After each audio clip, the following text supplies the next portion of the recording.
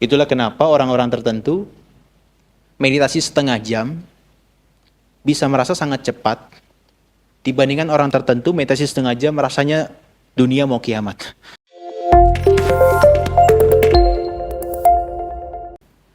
Ya, selamat malam semuanya. Salam sejahtera untuk kita semua. Ya, para yogi sekalian, malam ini merupakan sesi sharing materi yang pertama dari meditasi kita di Vipassana Retreat. Barangkali supaya lebih akrab, lebih tahu gitu ya. Sebelum masuk ke materi, nanti yang kurang lebih sekitar 35 menit saya sampaikan. Kira-kira satu atau dua orang gitu datang ke sini tujuan meditasi untuk apa ya? Tujuan yang ingin dicapai atau katakanlah sedikit banyak dari belajar di luar sana, manfaat meditasi yang pengen dicapai selama latihan di sini apa kira-kira? Mungkin saya tunjuk ya. Kalau saya pribadi lebih ke ini ya, pengen belajar yang benar begitu dalam tanda kutip gitu. Karena sebelumnya kan memang sempat ikut beberapa sesi sama Mas saya juga gitu ya. Tapi memang pengen dapat full experience yang lebih lama begitu sih. Jadi pengen benar-benar tahu yang lebih benar sehingga nanti latihan ke depannya juga bisa lebih benar. Oh, kalau pengen tahu yang lebih benar nanti sebulan di sini ya. Oke, kalau memang mau meditasi yang setidaknya sesuai yang dalam tanda kutip yang kita lakukan, itu khotbah yang paling terkenal namanya Anapanasati Sutta. Ana itu adalah out, keluar. Pana itu adalah in. Sati itu adalah mindfulness. Jadi mindfulness on the breathing in and out. Jadi perhatian penuh pada nafas masuk dan keluar. Jadi meditasi di seluruh dunia ini kebanyakan menggunakan rujukan ini. Anapanasati Sutta. Tapi saya tarik sedikit lebih lebar. Di dunia ini, sesuai dengan pelatihan pengembangan pikiran, meditasi itu cuma ada dua. Meditasi ketenangan dan meditasi vipassana, pandangan terang. Meditasi jenisnya apapun, seperti mantra, kemudian seperti termasuk kayak mungkin ada yang motion gitu ya, yang seperti meditasi jalan dan sebagainya. Kemudian seperti ada mantra-mantra yang lainnya, seperti kemudian mengucapkan semoga semua makhluk berbahagia. Dengan variasi yang banyak itu, termasuk seperti nafas masuk ditahan, kemudian dikeluarkan 7 detik, dikeluarkan 8 detik, ditahan 7 detik, dikeluarkan 8 detik. Itu semua termasuk dalam meditasi ketenangan. Hampir banyak sekali yang di luar sana, kebanyakan meditasi ketenangan batin. Nah, meditasi vipassana itu satu di antara dua tersebut. Kalau misalnya di dalam teks Buddhis, itu dikatakan itu yang ditemukan Siddhartha Gautama ketika menjadi Buddha. Vipassana Bhavana. Jadi kalau Anda mempelajari Vipassana Bhavana, artinya Anda mempelajari apa yang ditemukan Siddhartha. Singkatnya, meditasi ketenangan itu selain untuk memperoleh ketenangan dan juga konsentrasi yang dalam, dia itu sebagai alat bantu untuk bermeditasi vipassana. Alat bantu. Kenapa? Karena untuk mengembangkan kebijaksanaan, kita perlu konsentrasi. Bayangkan kalau kita lagi meditasi, kakinya cenut, cenut, cenut, nafas masuk keluar itu nggak bisa terperhatikan. Maka dia butuh konsentrasi. Nanti kalau malah vipassana, alih-alih mengamati rasa sakit, malah hanyut terhadap emosi yang muncul dari rasa sakit. Maka kita butuh konsentrasi dan ketenangan. Ya. Nah, meditasi ketenangan ini, bagaimanapun modelnya, nggak bisa membawa orang itu bebas dari penderitaan fisik dan mental secara total. Dia hanya bisa mengatasi penderitaan fisik dan mental secara sementara. Jadi ketika Anda duduk meditasi, nafas masuk, keluar masuk, keluar masuk, keluar. Penderitaan mental seakan-akan bisa seperti redam. Penderitaan fisik juga seakan-akan kadang-kadang bisa nggak muncul. Tapi keluar meditasi, muncul lagi. Welcome back. Nah, hanya meditasi Vipassana Bhawana ini yang besok kita praktekkan, dia yang bisa menghancurkan kilesa atau kotoran batin atau penderitaan secara fisik dan mental secara total. Hari ini kita belajar tekniknya dulu, gimana. Nah, Anapanasati Sutta ini, Anapanasati masuk keluarnya nafas yang kita praktikkan, itu bisa masuk ke kedua-duanya. Bisa ke samatha, bisa ke vipassana. Tergantung cara prakteknya. Kalau cara praktek yang seperti kita tadi, masuk, keluar, itu jelas meditasi samatha. Ketenangan. Tapi nanti dari sini, masuk, keluar, kembung, kempis itu bisa menjadi alat untuk praktek meditasi vipassana. Jadi paham ya? Oke, setidaknya itu panduan meditasi yang benar. Ya ini perumpamaannya. Jadi kalau kita meditasi itu seperti orang yang membawa kendi, yang isi kendi itu penuh minyak yang sampai ke permukaan kendi gitu. Nah sambil kita membawa kendi tersebut, itu di belakang kita tuh ada orang yang bawa pedang.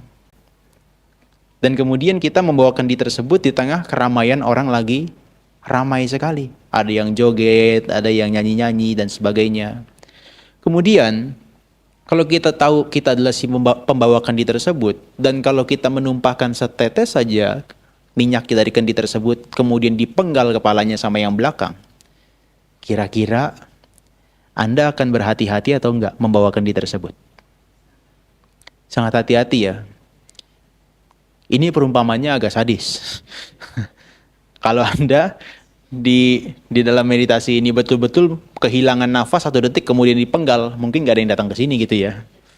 Tapi maksudnya dipenggal itu adalah kita mati di momen itu oleh kotoran batin kita. Jadi pembawa pedang itu adalah si kotoran batin kita. Dan orang-orang yang ada di keramaian itu, yaitulah kondisi eksternal kita. Suara bising, kemudian juga cuaca panas, kemudian pantat yang sakit. Itu seperti orang yang menari-nari. Tapi di saat yang sama kita harus mengamati nafas masuk, keluar dengan penuh kehati-hatian. Tersenggol sana sini harus penuh hati-hati. Maka kalau hati-hati, saat meditasi duduk kita juga harus mengamati nafas betul-betul dengan penuh perhatian. Oke, nah ini yang meditasi yang secara umum, yang kalau kita perhatikan ada beberapa orang yang bilang kalau mau atasi stres, depresi, tahan nafas, masuk 4 detik, tahan 7 detik, keluarkan 8 detik. Sebetulnya itu sama aja. Meditasi Anapanasati, cuma dimodifikasi untuk kepentingan tertentu. Ya, tapi kalau ini dipraktekkan dari awal sampai akhir, masuk 4, tahan 7, keluar 8, 20 menit berikutnya pingsan. Karena otaknya kekurangan oksigen. Karena breathe out-nya lebih banyak dibandingkan breathe in. Nah, meditasi yang proper, ketika badan sudah tegap, nafas sudah lancar, dia akan seimbang. Masuk 4, keluar juga 4. Masuk 7, keluar juga 7. Kalau 4, masuknya, keluarnya 7, lama-kelamaan badan kita akan condong ke depan. Kalau masuknya lebih banyak, keluarnya lebih dikit, badan kita akan tegang ke belakang. Maka kita butuh balance. Balance-nya apa? Masuk dan keluar sama-sama seimbang. Kalau ini hanya di tahap awal. Ya, tahap awal. Boleh sekali 2 kali, tapi kalau berkali-kali gak sehat. Gak sehat. Karena meditasi kita nafas masuk keluar bukan melatih pernafasan, tapi melatih pengamatan terhadap keluar masuknya nafas. Beda ya? Beda. Nah, ini juga ada yang tahan masuk dan juga ada tahannya 2 kali itu 4 detik tuh masing-masing. Nah, ini namanya box breathing. Bapak Ibu kalau pernah dengar sebagai praktisi meditasi pasti tahu ini. Nah, idealnya memang kita tuh meditasi ya seperti ini. Jadi masuknya 4, keluarnya juga 4. Tahannya itu yang bisa lama sekali. Itulah kenapa orang kadang-kadang kalau dia meditasi udah sangat dalam sekali, masuknya itu sedikit, keluarnya sedikit, tapi tahannya lama sekali. Dalam 1 menit dia bisa bernafas hanya 1 kali masuk dan keluar. Nah, kalau dipraktekkan, kalau Anda nggak punya konsentrasi, pasti nggak bisa. Malah menggap-megap, karena nahan napas kan. Tapi kalau dalam keadaan konsentrasi, itu potensial. Kalau penelitian psikologi itu dibilang dari manusia normal itu 16 kali dalam 1 menit. Dia bisa 4 kali lebih lambat, jadi bisa 4 kali dalam 1 menit kita nafas masuk keluar. Tapi kalau Anda punya konsentrasi lebih dalam daripada itu, bisa lebih lama lagi nafasnya. Tapi jangan tahan-tahanan nafas ya, nanti saya takut pingsan semua di sini. Ini hanya teorinya aja. Oke, saya next ya. Jadi kalau meditasi nafas itu banyak sekali dimodifikasi di dunia ini. Ini namanya Wim Hof. Mr. Wim Hof itu dikenal dengan fire breathing, nafas api. Itu betul-betul dia meditasi di atas Himalaya. Dengan badan telanjang seperti itu. Dengan dia mengatur nafasnya, dia bisa membuat suhu tubuhnya itu yang harusnya dingin jadinya panas. Ya, besok pagi mungkin dicoba. Cuaca di sini pagi-pagi agak dingin sih. Ya nggak perlu es gitu ya, tapi cuaca di Batu lumayan kalau pagi. Oke. Nah, referensi apa yang digunakan? Kalau saya biasa baca The Path of Purification dari Wisuddhimagga, kemudian ada terjemahannya, sama yang saya paling senang itu adalah Perspective of Mahasatipatthana Sutta. Ya, ini 3 buku ini referensi yang digunakan untuk bahas topik hari ini. Sebetulnya meditasi nafas itu simpel sekali untuk pengantar seperti yang tadi kita lakukan di siang hari, sore hari. Ya kan? Nafas masuk, keluar, kemudian kita tahu itu diarahkan pikirannya ke nostril kita, perlu kemudian diobservasi dengan penuh perhatian, lihat dengan jelas nafas masuk keluar. Kalau misalnya nanti dia misalnya pikirannya mengembara, tarik lagi, seperti itu kan meditasi nafas. Tapi yang pengen saya sampaikan di sini, kita mau meditasi nafasnya tuh sampai lebih mendalam. Bukan hanya di pengantar seperti itu. Jadi seharian besok setidaknya, ini teorinya hari ini. Besok kita praktik seharian betul-betul sampai mendalam. Nah, kalau di dalam Anapanasati Sutta ini, itu sampai 16 stage, 16 tahapan. Kita nggak mungkin praktekkan 16 stage tersebut ya. Ya 4 yang pertama kita praktekkan besok. Nah, berikutnya baru kita bisa masuk ke dalam vipassana. Ya, nah ini yang dikatakan seperti ini. Nanti bisa lebih jelas. Jadi kalau kita prakteknya kan hanya tahu nafas masuk, tahu nafas keluar, tahu nafas masuk, tahu nafas keluar. Kalau hanya seperti itu dia masih dangkal. Dia bisa dilihat sampai betul-betul detail dan mendalam. Sekaligus nanti saya sharekan apa kekeliruan orang-orang yang mengamati nafas masuk keluar. Sehingga sulit bagi mereka untuk masuk mendalam. Ya, kenapa sih kita harus meditasi menggunakan nafas? Karena nafas ini universal. Tidak menggunakan atribut agama tertentu, dan memang nafas ini ketika diperhatikan, dia akan membuat kita tuh menjadi semakin tenang. Dan ini biasanya digunakan oleh para Buddha dan juga murid-muridnya Buddha. Semua karakter bisa masuk. Orang yang kebenciannya kuat, orang yang kebodohannya kuat, orang yang keserakahannya kuat, atau yang bahkan kedermawanannya kuat, cinta kasihnya kuat, mereka bisa masuk semua. Jadi semua karakter bisa menggunakan objek nafas. Nah, maka dia sangat luhur dan mendamaikan. Ya. Nah, Ibu Bapak, memang kendala yang paling utama saat mengamati nafas masuk keluar itu adalah satu doang. Nggak ada yang lain, suara. Suara bising itu sangat mengganggu. Maka kenapa dulu zaman dulu kala 26 abad yang lalu dikatakan kalau misalnya para biku itu kalau mau praktek nafas itu harus ke tempat-tempat yang sunyi, seperti hutan dan sebagainya. Tapi kalau lihat kondisi sekarang kayaknya ini agak sunyi ya. Sunyi. Harus saya pastikan ini sunyi hari ini. Karena biasanya dangdutan. Dangdutan. Ya, tempat ini kadang-kadang ada suara berisiknya, itu tantangan lah. Ya, tantangan, gangguan terhadap nafas. Kenapa? Karena distraksi secara indera yang lainnya selain daripada nafas kita, itu bisa menjadi kadang-kadang kita malah condong ke sana.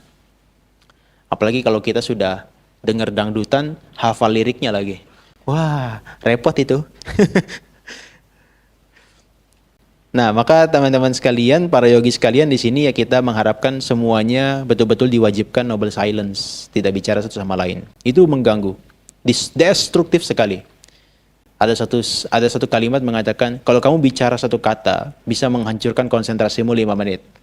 Kamu bicara satu kalimat, menghancurkan konsentrasimu beberapa jam. Kamu bicara sepanjang-panjangnya, hancur sepanjang hari kita punya konsentrasi. Jadi nggak ada gunanya ngobrol di luar daripada sesi sharing sehari ini. Oke, ini yang saya bilang tadi ada 16 stage nafas itu, dari 1 sampai 16. Jadi kalau nanti meditasi nafas, apapun modelnya nanti, yang diperhatikan tetap nafas. Mau muncul cahaya-cahaya, mau muncul gambaran-gambaran apapun, tetap dia balik lagi kepada nafas. Karena itu adalah anchor-nya, sebagai yang sebab utamanya kita bisa tenang. Ya. Nah, kita hanya bahas yang hari ini 1 sampai 4 doang. Ya, 1 sampai 4. Itu bagian daripada tubuh jasmani. Kenapa begitu? Kalau kita praktekkan 1 sampai 4 ini, tubuh jasmani kita ini menjadi still, menjadi tenang. Menjadi betul-betul tenang. Nah, kalau saya perhatikan dari teks-teks yang ada, setelah orang menjadi masuk ke dalam tahap keempat, mulai tahap kelima itu orang sudah mencapai namanya konsentrasi jhana. Konsentrasi tingkat yang sangat dalam. Mulai dari tahapan kelima. Sehingga di tahapan keempat ini aman dipraktikkan oleh siapapun, bagi praktisi yogi sama ketenangan, samatha ataupun vipassana. Nah, saya paling senang sampai keempat sini. Karena nanti setelah 4 ini jadi gerbang bagi kita untuk praktek samatha, ketenangan lebih dalam atau vipassana. Sehingga supaya kita cari intisarinya nafas, ya sudah, kita praktek aja besok sampai 4 ini, besoknya baru kita vipassana. Itu jauh lebih bisa kita, nggak tahu ya, ini hipotesa aja ya, bukan kepastian ya. Itu akan bisa memudahkan kita dalam mengamati sesuatu apa adanya nanti.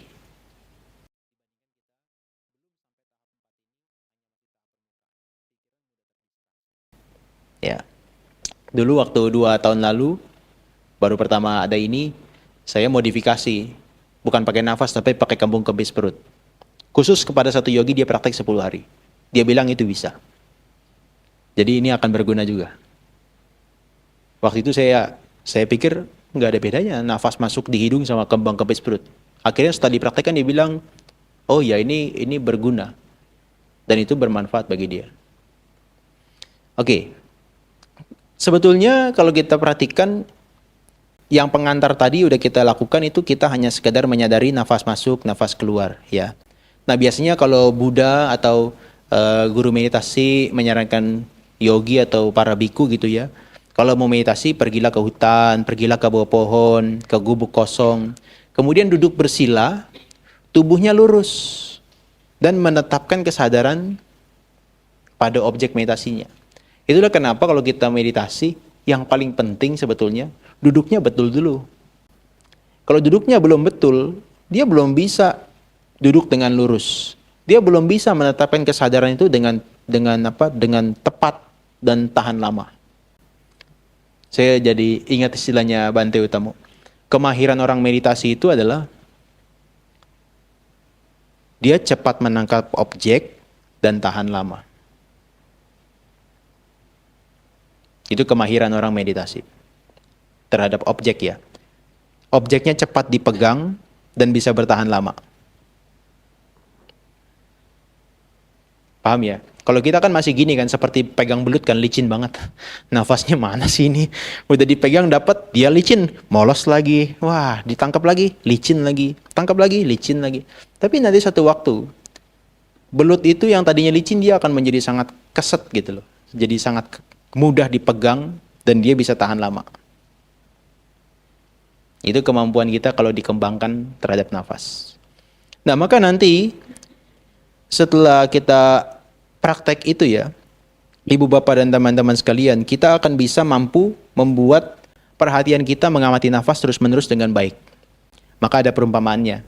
Kalau kita mengamati nafas itu seperti anak sapi liar yang dia selalu sama induknya. Suatu ketika anaknya ini dipisahkan dari induknya. Induknya tuh disuruh pergi ke hutan. Nah, anak sapinya ini itu diikat lehernya, kemudian diikat di pohon. Anak sapi ini pengen selalu minum susu ibunya. Tapi karena diikat, maka dia selalu meronta-ronta di sekitar pohon tersebut. Nanti lama-kelamaan anak sapi yang tidak bisa pergi ke tempat ibunya, lama-kelamaan dia akan capek dan dia akan duduk sendiri. Nah, meditasi kita itu, perhatian pada nafas itu, pikiran kita tuh seperti anak sapi yang liar, selalu mencari kesenangan indera. Apalagi di sini, HP-nya dikumpulkan, uangnya tidak bisa digunakan, makanan secukupnya, tontonannya cuma slide materi, yang didengarkan cuma suara saya. Nah, maka bisa ada kemungkinan sapinya tuh makin meronta-ronta, liar sekali. Dan tapi karena diikat dengan tali yang kuat di pohon, itu seakan-akan ya sudah, nanti lama-kelamaan kita capek sendiri. Ngeluh kayak gimana pun nggak dikasih HP-nya, ngeluh kayak gimana pun ya tetap di sini-sini juga. Minta pulang, abaikan saja. Nah, anak sapi itu pikiran kita.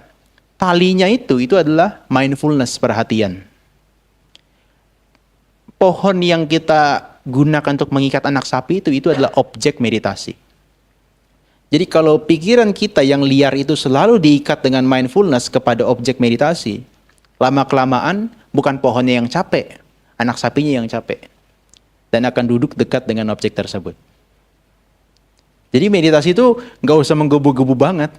Ayo tenang. Nggak usah. Perhatikan aja nafasnya. Nanti pikiran kita capek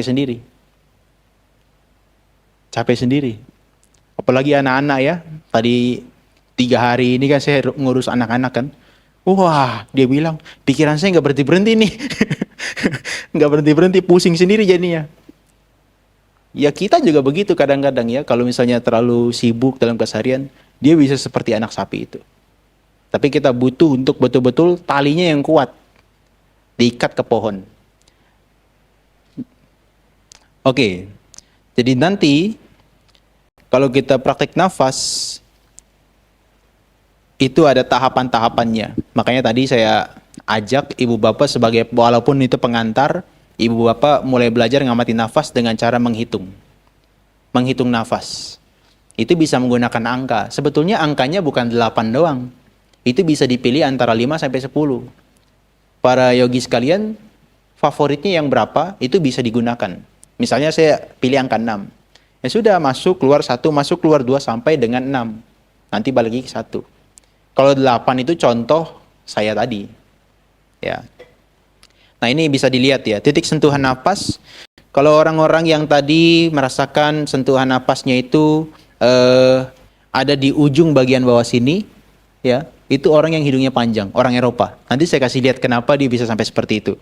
Kemudian kalau orang-orang yang hidungnya normal, ya seperti kita, itu rasakannya di rongga hidung.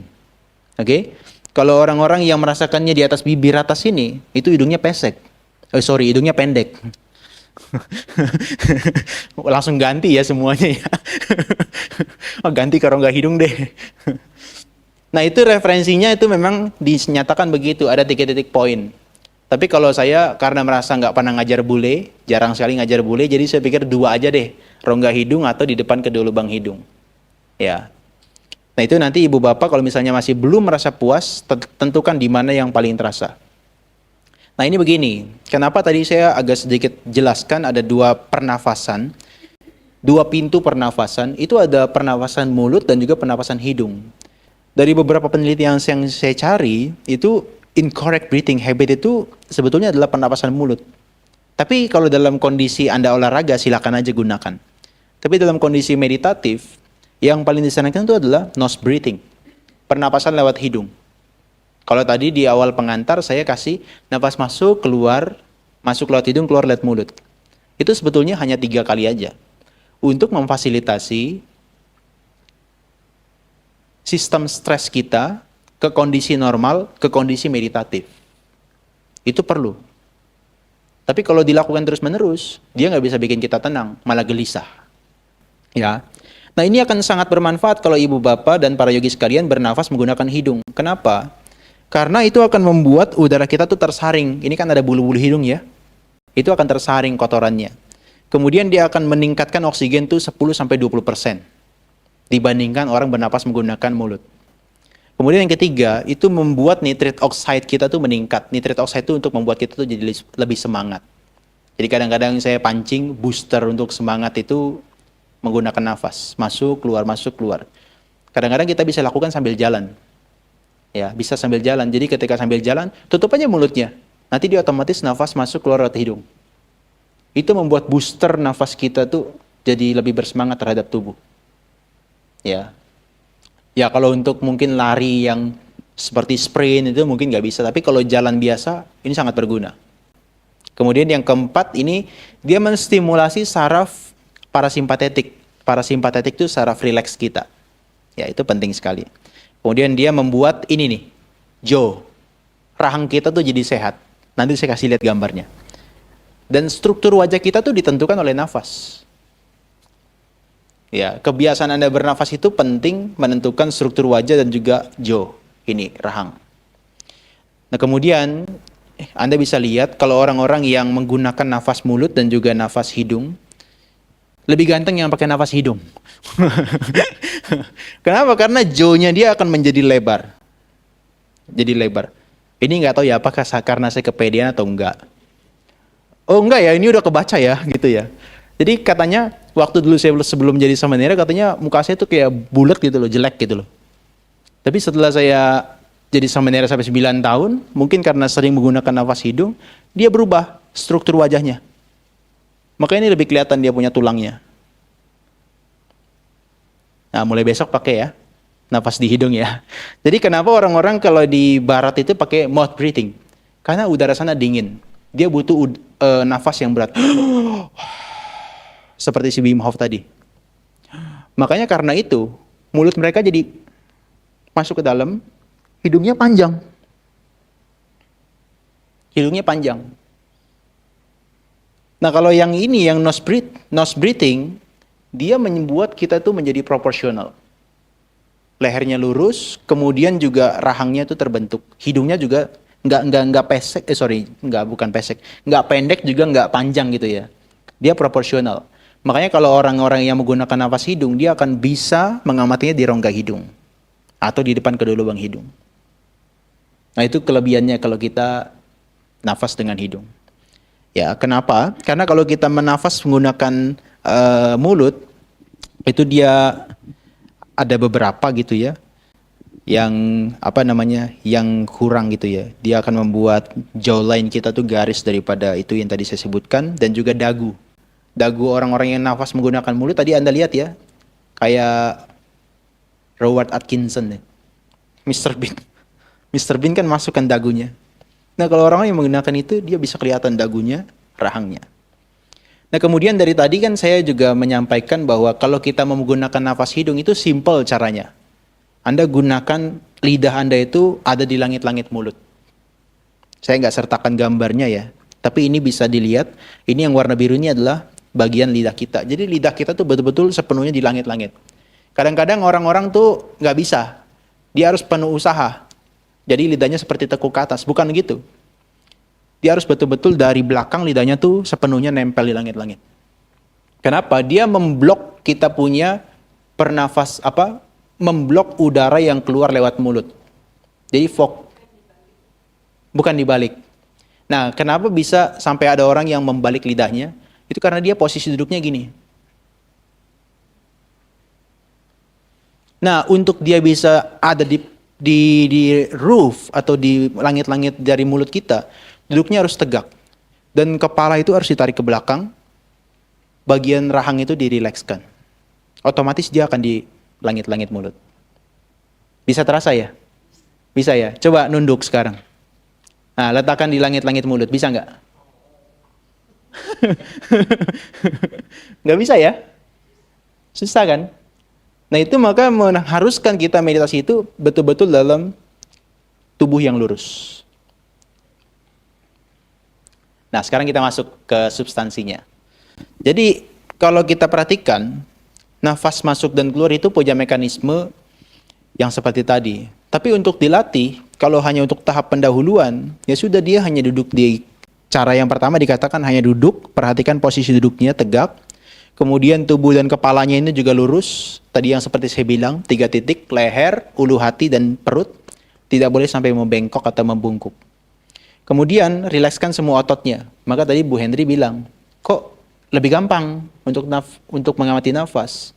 Karena ototnya dirilekskan dulu. Kalau dia masih tegang mengamati nafas, tubuh itu sibuk. Ada namanya prinsip homeostatis. Tubuh itu sibuk untuk menyesuaikan dulu. Nafas itu sifatnya kan analog dia. Kalau Anda habis lari, dia nggak bisa langsung tenang. Dia tetap menjadi deg-degan gitu loh.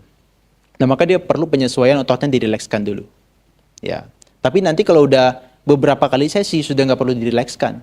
Hanya sekedar sadari dari kepala sampai kaki, kepala rileks, wajah rileks, leher rileks, pundak rileks, tangan, badan depan, badan belakang, pinggul, kaki, cukup.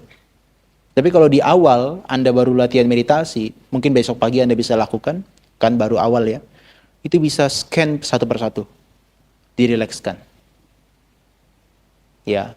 Nah, kecenderungan kita, saya alami sendiri, biasanya kalau dipandu itu jadi lebih mudah. Karena ada orang yang berpikir. Saya yang berpikir gitu kan, sambil ngomong, sambil nafas, sambil berpikir kan.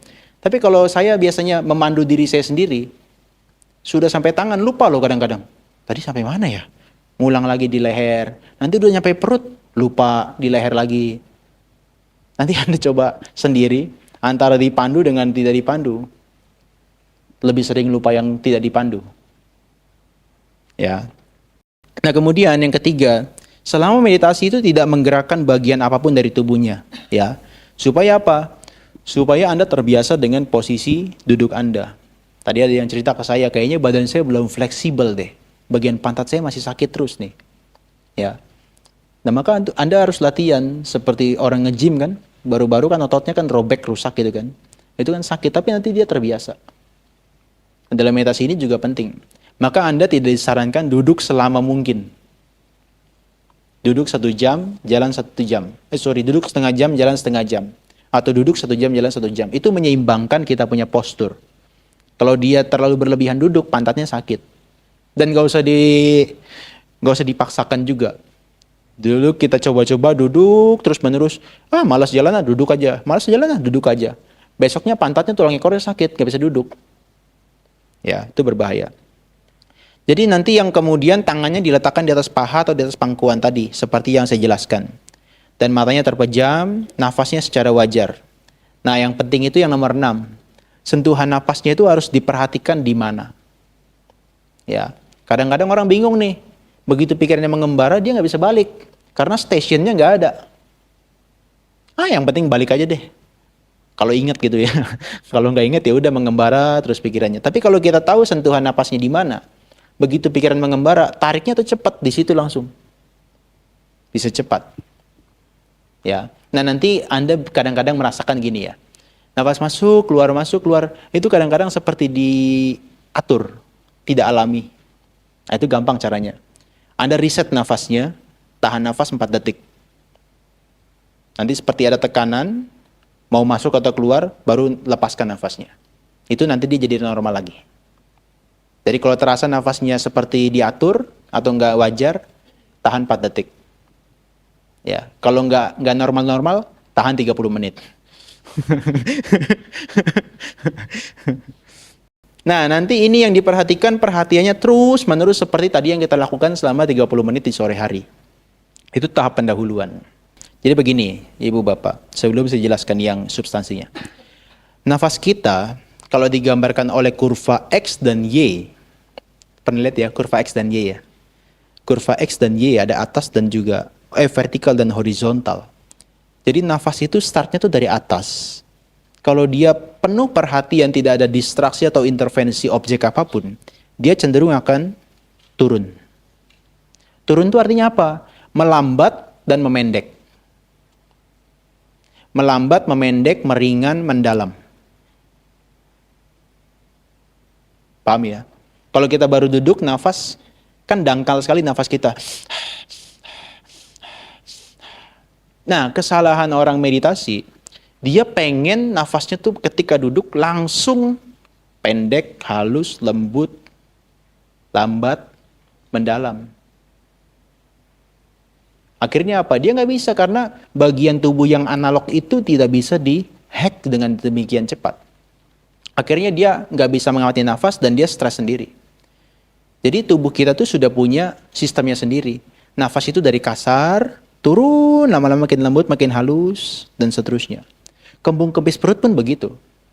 Tadinya masuk, keluar, kok masuk keluar. Kembung kempis, lama-lama dia kembung, kempis, kembung, kempis. Nafas juga begitu. Nah, jadi prinsipnya nanti yang saya bagi menjadi 4, 1, 2, 3, dan 4, itu adalah prinsipnya dia kurvanya turun. Oke? Kalau ada intervensi dari objek lain, kurvanya naik lagi. Fokus lagi pada nafas, kurvanya turun lagi. Intervensi objek lain, naik lagi. Makanya pikiran kita kalau kita belum stabil, naik dan turun gini kurvanya. Tapi kalau orang yang betul-betul dia sudah mahir, turun terus dia. Dan itu nggak ada limitnya. Nggak ada batasnya. Semendalam mungkin dia nggak ada batasnya. Ya. Oke. Jadi begini. Yang pertama, tahapan pertama nafas kita itu adalah ketika kita sudah masuk pendahuluan. Kita tahu nafas itu panjang yang masuk dan keluar itu panjang. Panjang, cepat, kasar, dan juga dangkal. Tidak mendalam. Oke ya. Jadi memang harus betul-betul diketahui secara sengaja. Betul-betul diniatkan untuk mengetahui nafas yang masuk panjang, keluar panjang. Masuk panjang, keluar panjang. Seperti itu. Ya, maka di sini setelah kita memperhatikan terus-menerus nafas masuk, nafas keluar, lama-lama dia merasakan sentuhan lembut dari nafas. Dia mulai bisa menangkap nafas yang masuk panjang, keluar panjang. Masuk panjang, keluar panjang. Itu otomatis. Oke ya. Nah di sini ketika Anda mengamati itu, dia nggak perlu membuat nafasnya itu menjadi panjang secara sengaja. Nggak perlu. Anggap yang saat itu panjangnya seberapa, itu dianggap panjang. Nggak usah dibuat semacam kalkulasi, panjangnya harus segini, nggak usah. Buat dia menjadi alamiah dan apa adanya saat itu. Dan ketika mengamati itu, yang ketiga dikatakan, dia tidak perlu mengamati secara wipasana terlebih dulu. Karena kalau dia mengamati secara wipasana, mengamati dalam bentuk yang sangat kompleks, pikiran akan terdistraksi. Bukan mengamati nafas, malah dia masuk ke dalam perenungan-perenungan yang lainnya. Maka tadi saya bilang, begitu mengamati nafas, yang bukan objek diabaikan dulu. Paham ya? Oke, kita lanjut. Nah, di sini, mana dia? Tahapan pertama ini ya. Nah di sini masih tahapan pertama, dia hanya fokus pada titik sentuhnya aja. Bisa mengetahui itu panjang masuk, panjang keluar, kita hanya fokus di satu titik, satu pintu dan satu titik. Tidak kemana-mana. Dan jangan mengikuti nafas. Nanti kalau ditensi 210 lagi. Ya, dia hanya fokus di situ aja. Di lubang hidung. Ya. Saat masuk maupun keluar di lubang hidung. Tidak di tempat lain. Kalau di kembung kempis perut, fokus di situ terus. Ya, tidak perlu diikuti sampai dada atau ke bagian paru-paru atau sampai ke bagian hidung. Nah, kemudian apapun sensasi seperti gatal, kebas tidak diperhatikan. Yang berikutnya dikatakan dia harus menjaga terus-menerus terpusat tanpa membiarkan pikirannya mengembara. Kalau kita fokus dengan pencatatan tadi, masuk panjang, keluar panjang, masuk panjang, keluar panjang. Sangat minim kemungkinan pikiran kita mengembara. Kita akan selalu ingat pada nafas. Tapi kalau di tahap pertama aja orang hanya sekedar merasakan, kecenderungannya ya, orang tertentu ada yang mahir, tapi kecenderungannya pemula, begitu dia hanya sekedar rasakan masuk, keluar, itu kepalanya makin nempel ke lantai biasanya. Saking rileksnya bisa ketiduran. Maka dia butuh semangat usaha dalam bentuk mencatat. Paham ya? Ya, pencatatannya bisa bebas terserah Anda. Bisa menggunakan angka tadi atau dengan kata-kata yang betul-betul sesuai. Ya. Oke, jika batinnya terpusat selama kira-kira 1 jam, ya di sini nggak 1 jam deh. Saya kurangi sedikit, 30 menit. Kalau di dalam teks memang disebutkan duduk 1 jam tanpa bergerak, fokus hanya pada nafas. Itu baru tahap pertama. Baru dia boleh masuk ke tahap yang berikutnya kedua. Nah, itu kan nafas yang tadi kita perhatikan masuk panjang, keluar panjang, masuk panjang, keluar panjang. Lama-lama dia makin lembut, makin memendek, makin halus. Itulah jadi objek kita. Jadi sekarang bukan nafas panjang lagi, nafas pendek. Paham ya? Nafas pendek, dia tidak sengaja mengatur nafas itu menjadi panjang atau menjadi pendek. Apa adanya. Tapi alamiahnya kalau tidak terintervensi atau terinterupsi oleh objek, dia akan memendek, melambat, halus, lembut, mendalam. Tapi nggak usah disebutkan 5 ya. Ambil aja yang Anda merasa gampang untuk mengamati, ambil aja salah satu. Ya, dan nggak usah diamati. Ini panjangnya berapa meter nih? Berapa detik nih? Nggak usah. Biasanya pikiran kita tuh pinter. Dia bisa mengetahui tanpa kita harus suruh. Ya, kadang-kadang kita kan bisa merasakan kan ya ketika ngamatin nafas masuk, keluar, kita seakan-akan juga merasa badan kita tuh ringan. Betul ya? Maka ketika ditanya pas meditasi, gimana meditasinya? Badannya ringan. Padahal objeknya bukan badan. Objeknya nafas. Ini juga, kita udah nggak perlu analisis seberapa panjang atau pendek. Dia akan tahu sendiri. Ya. Jadi pembicaraan mengenai kalkulasi kuantitatif tadi yang 4 kali dalam 1 menit, 1 kali dalam 1 menit, lupakan. Itu hanya teorinya. Kemudian, yang disarankan di sini, nafas masuk maupun keluar, udah di tahap kedua ya, dia udah mulai seimbang. Masuk dengan keluar tuh dia udah mulai seimbang. Nah kalau udah mulai seimbang, tandanya konsentrasi kita udah mulai maju. Ya, Anda bisa rasakan nanti, begitu nafas masuk, frekuensinya masuk sekian, keluar sekian. Nanti Anda bisa rasakan seimbang. Seimbang tandanya gimana? Badannya betul-betul still, tenang, tidak goyang. Tidak goyang atau begini-begini, enggak. Dia betul-betul still. Kemudian, di sini Anda bisa menggunakan pencatatannya masih bisa dilakukan, atau bahkan nggak perlu dicatat lagi. Karena dari pengalaman teman-teman saya, dia bilang, kalau saya mencatat malah makin pusing. Dan itu mengganggu saya punya pengamatan. Betul. Kalau dia udah punya kebiasaan mengamati nafas, kadang-kadang mencatat itu mengganggu. Maka Anda bisa lepaskan itu. Ya. Ini tahap kedua. Kalau udah bisa 1 jam atau setengah jam, nanti Anda bisa alihkan ke tahap yang ketiga. Tapi nanti cara prakteknya besok saya sampaikan gimana ya. Betul-betul kita praktek, saya pandu, itu nggak sampai 1 jam, 1 jam, 1 jam.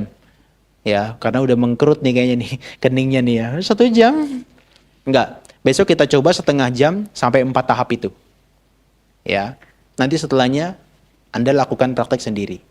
Mau tahap 1 aja, atau mau tahap kedua, atau mau tahap ketiga, tahap keempat. Yang terpenting malam ini Anda tahu cara prakteknya. Oke, tahapan ketiga, kita udah mulai bisa ngamatin nafas itu secara keseluruhan. Nah, ini yang dicari orang.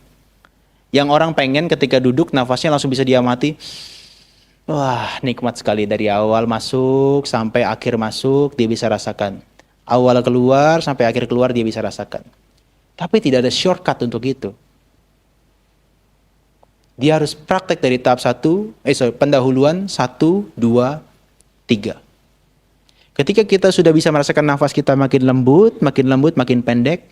Yang pendek tadi kita amati makin pendek. Disitulah nafas itu sudah semakin betul-betul kokoh. Dia bisa rasakan masuk, awal, tengah, akhir. Keluar, awal, tengah, akhir. Titiknya tidak pernah pindah. Di situ terus-menerus. Tapi bagian hidungnya sudah semakin sensitif mengamati nafas yang masuk sentuhannya. Perut yang mengembung dan mengempis, awalnya dia cuma bisa rasakan panjang, pendek. Panjang, pendek. Panjang, kembung, panjang, kempis. Lama-lama semakin pendek, lama-lama dia bisa rasakan seluruhnya ketika masuk dan seluruhnya ketika keluar.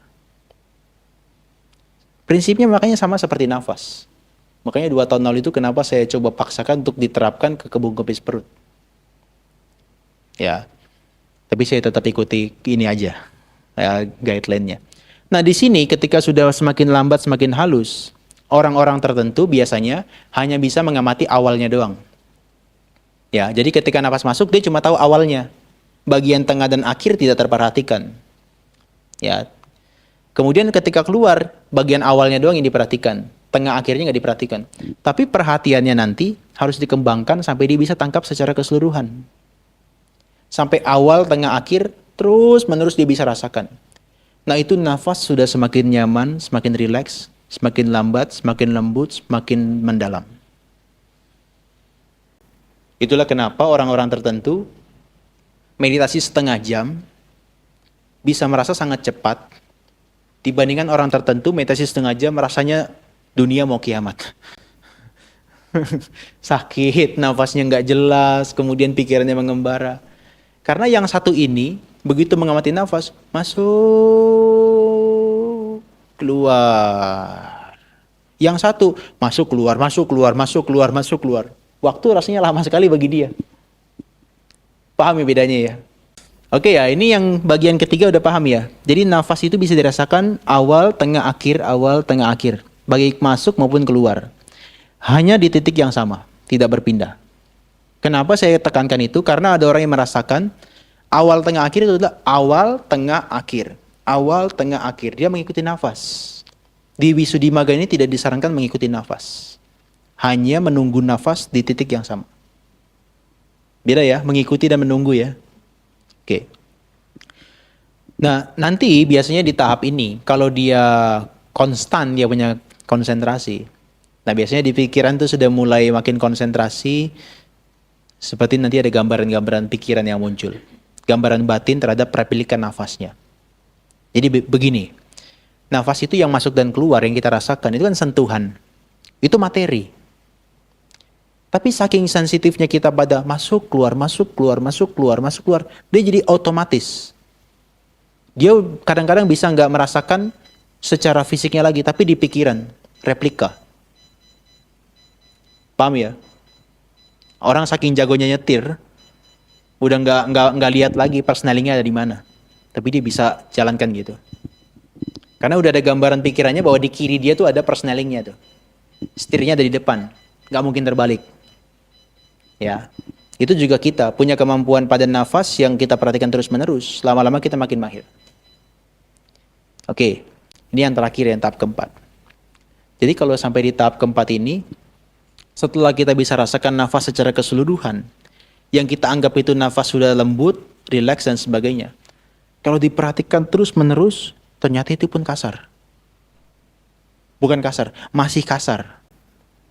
Sehingga tugas kita di tahap keempat, begitu nafas masuk, kita rasakan rileks.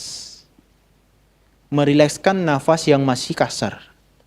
Begitu nafas keluar, perhatikan di titik yang sama. Kita rasakan nafas yang keluar itu yang masih kasar, kita rilekskan. Sehingga ini nggak ada ujungnya, limitnya nggak ada. Ibu yang baju merah dengan ibu yang baju putih belakangnya. Meskipun sudah di tahap 4 sama-sama 4, tapi begitu dia bilang ini masih kasar, kasarnya itu beda. Paham ya? Beda. Mungkin ibu yang baju merah, kasarnya ini, dia anggap kasar ini, sebetulnya udah sangat lembut bagi ibu yang belakangnya. Atau sebaliknya. Makanya meditasi nafas ini meskipun dengan panduan yang sama, kedalaman konsentrasinya beda. Saya dulu berpikir gimana ya caranya, panduan sama, konsentrasinya sama. Bisa dijual tuh. Iya kan? Bisa dijual. Tapi enggak, meditasi itu kompleks. Dia punya faktor X yang banyak. Faktor kebiasaan, faktor makanan, faktor cuaca, faktor kesehatan, banyak sekali. Tapi dalam hal ini, objeknya menjadi kelompok kontrol, dikontrol. Objeknya sama. Kalau nggak nafas di hidung, dikembang kepis perut. Ya. Nah, terkait dengan faktor X, kesehatan dan sebagainya, terimalah karma masing-masing. Ya, itu beda. Oke, ini sampai tahap keempat kita latihannya seperti itu. Jadi begini, tahap pendahuluan kita duduk seperti biasa, masuk, keluar, masuk, keluar, masuk, keluar. Kemudian berikutnya kita udah mulai bisa perhatikan nafas yang tadi makin lembut, masuk panjang, keluar panjang. Seberapapun panjangnya kita anggap itu panjang. Kita amati yang panjang tadi, makin lama dia makin memendek, makin lembut, makin halus. Masuklah kita ke tahap kedua. Nafas masuk pendek, nafas keluar pendek. Oke? Nafas yang pendek yang kita anggap sudah pendek ini, diamati terus-menerus, ternyata dia belum sepenuhnya pendek. Diamati dia makin lembut. Begitu lembut, makin kokoh, terus-menerus pada nafas itu sentuhannya, kita mulai bisa rasakan seluruh nafas. Tahap ketiga. Masuk seluruh nafas, keluar seluruh nafas. Diperhatikan terus-menerus yang kita anggap itu sudah lembut, ternyata dia bisa dilembutkan lagi. Ternyata itu kita lihat masih kasar. Sehingga tugas kita di tahap 4, ketika nafas masuk kita rilekskan, begitu nafas keluar kita rilekskan. Saya senang di tahap keempat itu merilis kita punya physical pain. Kadang-kadang apa nih? Running nose, kemudian pusing, masuk aja ke tahap keempat. Enggak salah kok. Memang betul-betul di teksnya dibilang ini untuk menenangkan secara jasmani. Makanya saya jarang konsumsi obat-obat yang pusing-pusing itu jarang. Masuk aja dalam meditasi 1, 2, 3, 4. Udah di situ nanti kita rasakan yang pusing di mana. Diamati terus-menerus. Itu cuma cerita ya. Nanti kalau dilanjutkan ini jadi meditasi kesehatan. Ya, itu efek sampingnya aja. Ya demikian, itu yang bisa saya sampaikan. Bila ada hal-hal yang perlu disampaikan atau didiskusikan atau ditanyakan, silakan. Siapa namanya? Wilson. Wilson. Tadi kalau misalnya sampai 1/3 kan kita lebih banyak mengobserv gitu ya. Kalau misalnya 4 tadi merilekskan, itu bagaimana cara merilekskan? Ya. Jadi tahap 1 dan 2, just be aware. Menyadari. Sadar nafas masuk, sadar nafas keluar, yang panjang atau yang pendek. 1 dan 2. Yang ketiga, itu adalah experiencing. Merasakan. Merasakan seluruh nafas. Oke. Yang keempat, tranquil. Tranquil itu menenangkan. Menenangkannya nggak pakai sugesti dan nggak dibuat-buat. Hanya amati aja. Nanti dia akan tenang sendiri. Tapi di momen yang sama kita tahu nafas itu masih kasar. Sehingga pikiran kita entah bagaimana kerjanya, dia bisa membuat nafas jadi lebih rileks. Begitu. Secara teknologisnya. Ya, oke, sampaikan aja nggak apa-apa. Iya. Saya mau nanya, misalnya nih, kalau ketika kita praktek besok tuh 30 menit ya, itu kan tidak langsung kemudian wandering mind itu kan nggak ada ya, pasti kan tetap ada wandering mind. Nah, gimana caranya kan itu nanti dari 1 terus nge-switch ke 2, ke 3, ke 4. Nah, ketika masih ada wandering mind itu, kita perlu pulang ke 1 lagi, gimana itu saya? Ya. Capek banget yang ngulang ke 1 lagi ya. Apalagi kalau udah keempat. Enggak. Dia ada mediatornya. Jadi kalau misalnya besok kita praktek 30 menit, pikiran mengembara itu nggak langsung hilang, itu betul. Tapi dia minim. Tapi begitu dia muncul, kita harus menggunakan mediator. Mediatornya apa? Kan begitu dia pikiran muncul, ini nafas yang di tahap 4 kan seperti nggak terperhatikan kan? Dan secara otomatis nafas akan jadi kasar. Kita butuh mediator, jangan langsung balikan nafas. Tapi amati wajahnya, rilekskan rahangnya, mulutnya lagi ditutup, giginya dirapatkan, lidahnya di langit-langit, baru perlahan-lahan arahkan ke hidung. Dan langsung di tahap keempat lagi. Jangan ngulang dari 1 lagi. Kelamaan. Nanti karena cenderung ketika kita melakukan rileks wajah, rilekskan rahang, nafas dia akan menstimulasi seperti yang sebelumnya. Pikiran akan menstimulasi nafas untuk masuk ke dalam stage yang sebelumnya. Beda ceritanya kalau kita dari nafas masuk keluar di tahap 4, pikiran mengembara, teng, langsung secara cepat kita tarik ke nafas. Biasanya dia akan menjadi nafas mendalam. Ya. Kalau kita lupa sesekali nggak apa-apa. Tapi kalau terus-menerus, itu harus diperhatikan. Ya. Jadi kalau misalnya merasa nafasnya sudah kacau, jangan langsung perhatikan nafasnya. Karena bagaimanapun pikiran kita ini kan digital kan. Dia adalah selalu mengingat apa yang sebelumnya ini.